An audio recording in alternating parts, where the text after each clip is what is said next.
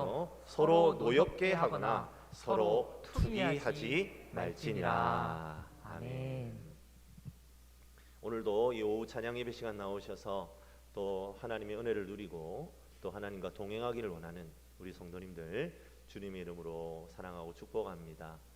아까도 잠시 제가 기도를 통해서 나누었지만 우리 새가족 분들 참 이게 길다면 길고 또 짧다면 짧은 시간인데 함께 또 과정에 참여해 주시고 또 인내해 주시고 시간을 내어 주시고 이렇게 함께 할 수 있어서 너무나 감사하고 좋았습니다. 우리 성도님들 정말 따뜻하게 우리 새가족들 우리 전대중앙교회 잘 우리 이 착륙이라고 하잖아요. 착륙 잘 할 수 있도록 많이 기도해 주시고 특별히 우리 구역장님들 좀 많이 챙겨주시고 돌봐주시기를 바랍니다. 그리고 우리 새가족 분들도 이제는 새가족 아닙니다. 수료하셨으니까 이제 나 헌가족이다 라고 생각하시고 내가 이 교회에 정말 하나님이 주시는 귀한 사명을 함께 감당하겠다, 헌신하겠다 그런 마음으로 동행해 주시기를 또한 당부드립니다. 오늘도 주님의 은혜를 사모하여 나오신 우리 성도님들 사랑하고 축복합니다. 우리 옆에 있는 분들하고 인사만 하시겠습니다. 사랑하고 축복합니다. 인사하겠습니다. 사랑하고 축복합니다. 하나님께서 오늘 이 말씀을 통해서 주시는 놀라운 은혜를 다 나누어 가지게 되기를 진심으로 바랍니다. 우리는 지난 시간을 통해서 성령의 열매에 대해서 자세하게 살펴보았습니다. 성령의 열매는 결국 우리가 만들어가는 것이 아니라 성령께서 우리 안에 내주하셔서 맺게 해주시는 것이다 라는 사실을 알게 되었죠.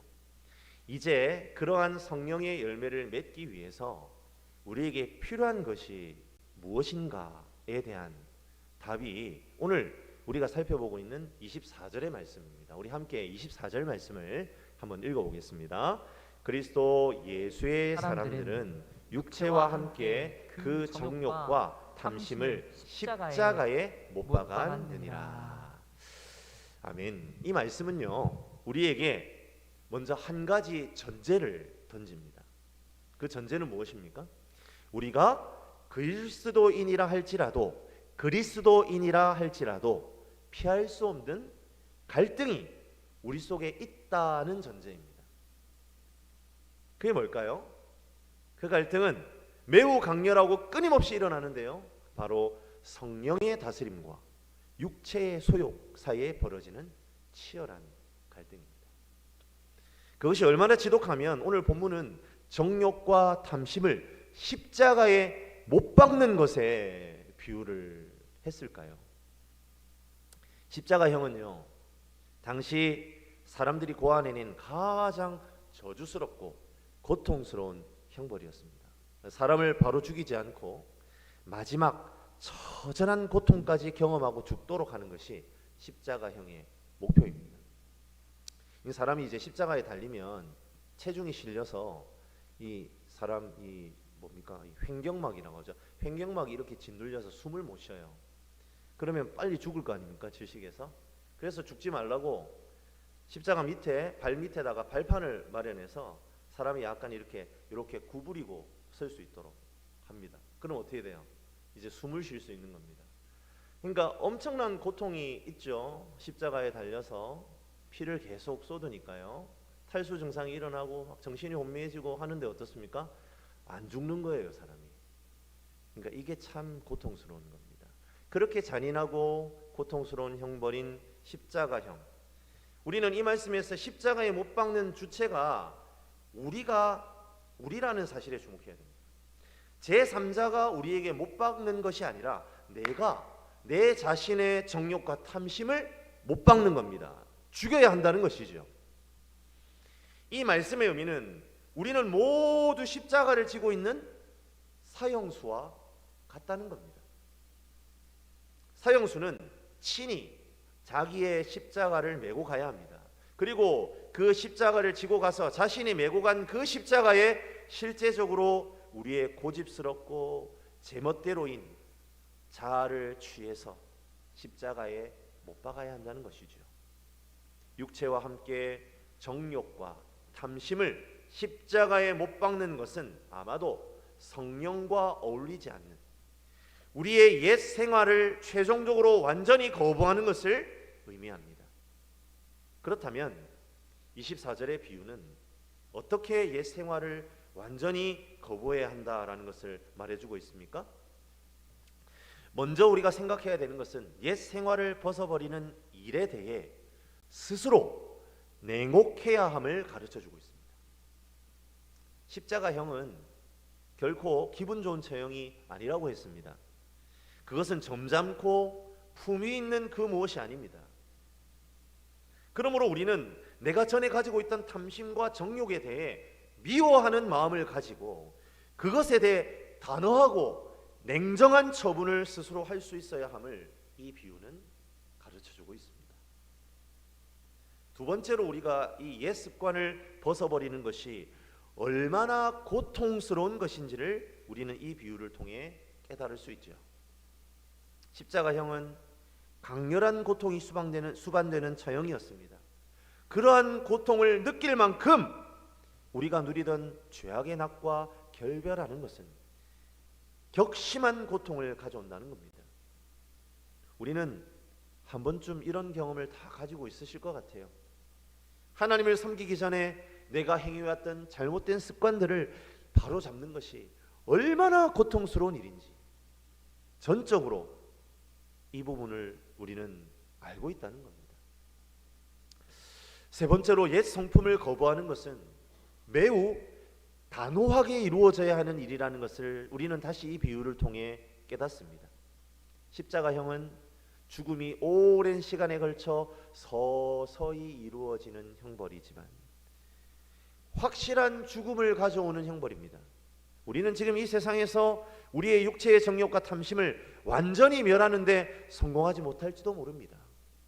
하지만 우리가 결심해야 하는 것은 그 정욕과 탐심이 죽을 때까지 그 십자가 형틀에 그대로 매달아 두기로 결심해야 한다는 겁니다.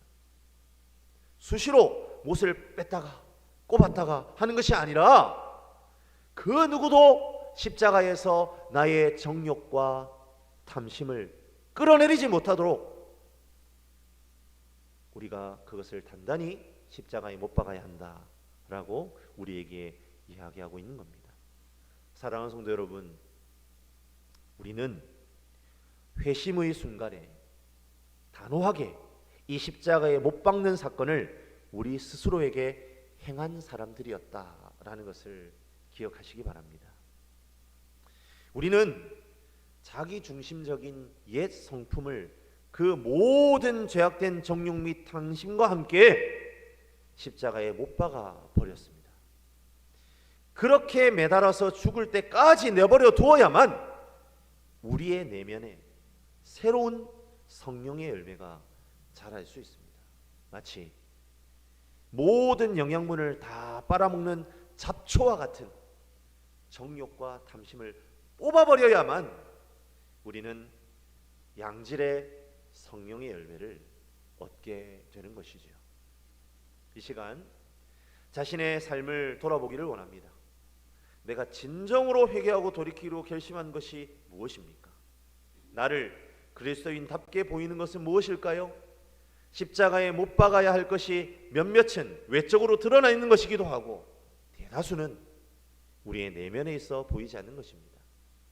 그것이 무엇이든지 간에 우리가 해야 할 일은 단 한 가지라는 겁니다. 육체와 함께 정욕과 탐심을 십자가에 못 박았으니 이 말씀이 우리 안에 적용되도록 이 말씀에 우리가 온전히 순종함으로 성령의 사람으로 살아드리고 성령의 사람이 되는 저와 여러분들이 되시기를 주님의 이름으로 간절히 축복합니다. 하나님께서는 그리스도를 구주로 영접한 백성들의 마음속에 성령께서 내주하시도록 하십니다. 그러므로 그리스도인은 더 이상 세상의 사람이 아닌 성령의 사람인 것이죠. 그렇다면 성령의 사람인 그리스도인들은 내 안에 내주하고 계신 성령 하나님께 대해 어떤 태도를 취하는 것이 합당할까요? 갈라디아서에서 본격적으로 성령에 대한 논증을 시작한 것이 5장 16절부터입니다. 그리고 오늘 우리가 읽은 5장 25절까지의 내용을 생각해 볼 때에 그리스도인들이 성령 하나님에 대해 취해야 하는 태도는 두 가지 정도로 생각해 볼 수 있습니다. 한 가지는 수동적인 면이고 다른 한 가지는 적극적인 면이죠. 먼저 수동적인 태도를 한번 생각해 볼까요? 이 태도는 오늘 우리가 읽지는 않았지만 5장 18절에 잘 나타나 있습니다. 우리 5장 18절입니다. 같이 한번 한 목소리로 읽어보겠습니다. 너희가 만일 성령의 인도하시는 바가 되면 율법 아래에 있지 아니하리라. 18절의 말씀의 논리를 따라간다면 우리는 어떤 결론을 얻을 수 있을까요? 그렇습니다. 율법 아래에 있지 않은 사람은 결국 성령의 인도하심을 받는 사람이라는 말이 되겠죠. 그러하기에 내 안에 성령께서 내주하는 사람은 성령의 인도하심을 구하는 태도가 필요할 수밖에 없습니다. 이러한 태도가 구체적으로 어떤 것을 의미하는지에 대해 우리가 익히 잘 알고 있는 이 성령의 열매를 살펴보면 우리는 그것을 잘 알 수 있어요. 성령의 열매는 맺어지는 것이라고 했습니다. 즉 그리스도인이 스스로 무엇인가를 함으로써 얻어지는 것이 아니란 말이에요. 그러하기에 성령의 열매는 전적으로 성령의 사역의 결과라는 점을 우리는 분명히 하였습니다. 그러하기에 성령의 인도하심을 구하는 태도는 내가 무엇인가를 할 수 있다는 생각과 의도를 내려놓고 철저하게 성령께 모든 것을 맡기는 태도를 의미합니다. 그리스도인에게는 이 태도가 매우 중요합니다. 우리가 인도자가 되시는 성령께 모든 주도권을 내어드릴 때에 그분은 내 안에 있는 육체의 소욕과 반대되는 성령의 소욕을 따라 내 심령을 주장해 가시는 겁니다. 그리고 내 안에 거룩한 하늘나라의 욕구들을 형성하게 만드십니다.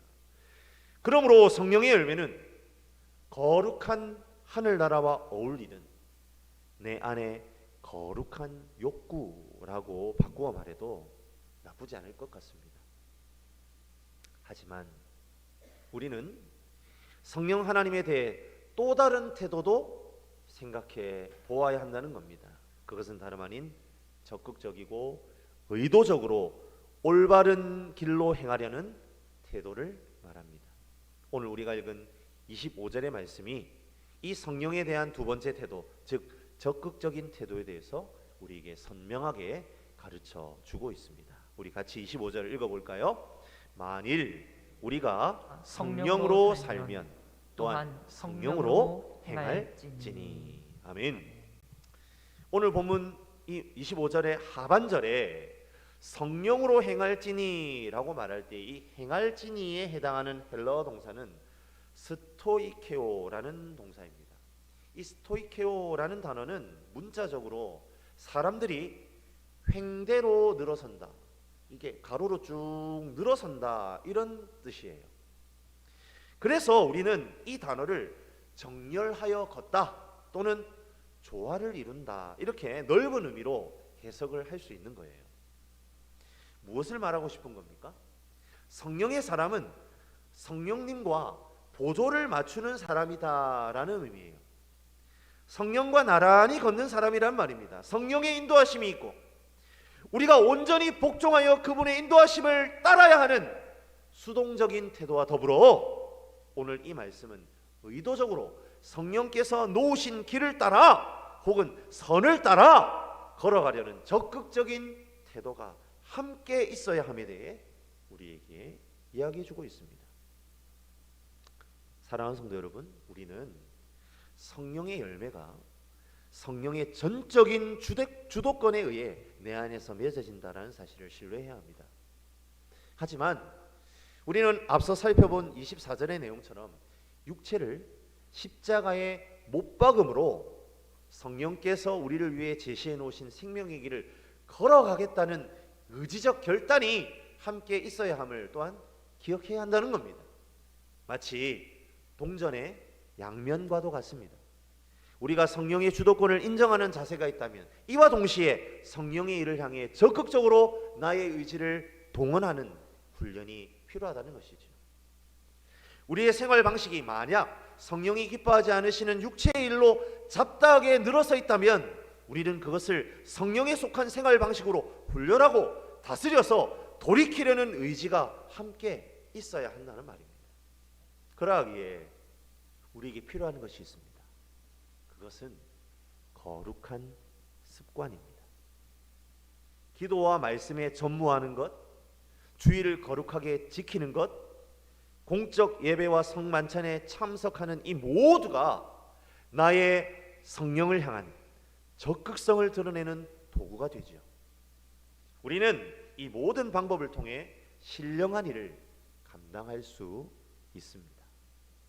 사랑하는 성도 여러분, 기억하시기 바랍니다. 우리는 결코 성령의 주관하심에 수동적으로 굴복하는 것만으로는 충분하지 않다는 것을 말입니다. 성령의 길, 그분이 정하신 그 길을 따라 담대하게 나아가는 것 또한 중요합니다. 이 시간 주님 앞에 이 두 가지 태도를 함께 가지고 나아가서 성령 충만하여 우리의 모든 삶의 자리에서 성령의 열매를 아름답게 맺어드리는 성령의 사람으로 서겠다 다짐하는 저와 여러분들의 귀한 삶이 되시기를 주님의 이름으로 간절히 축복합니다. 아멘. 갈라디아서에서 이 성령에 대한 개념이 5장 16절부터 시작되었다 말씀드렸습니다. 그래서 5장 16절부터 25절까지의 말씀은 우리에게 성령 충만함의 원리에 대해서 가르쳐주고 있는 거죠. 그리스도의 죽으심과 부활하심을 인정하고 예수님을 영접한 사람에게는 성령이 내주하십니다.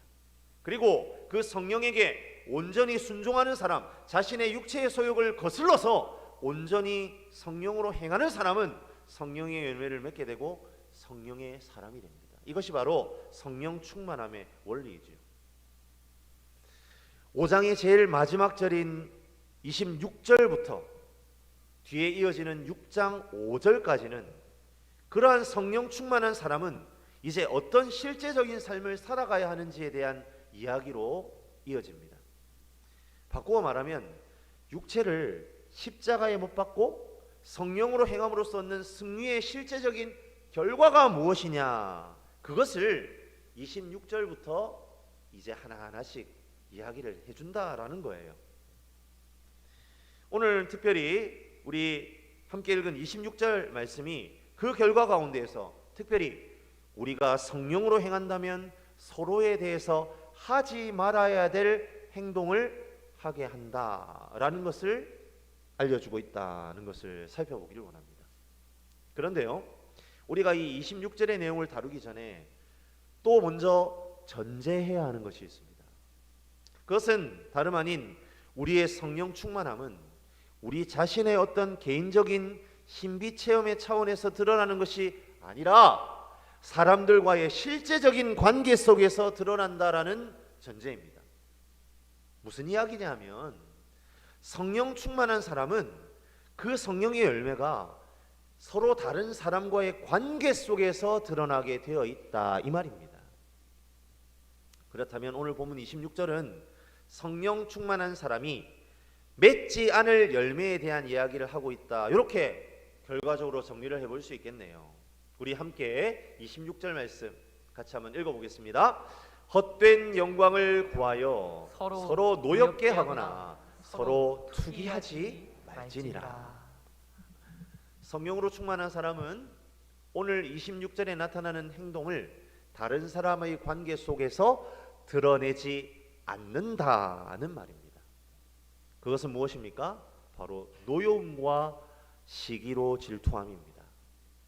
이 노여움과 시기로 질투함, 이 두 가지는 전혀 성령 충만함과는 관계없는 결과다 이 말이죠. 성령 충만한 사람은 타인과의 관계에서 노여움이나 시기로 투기하지 않습니다.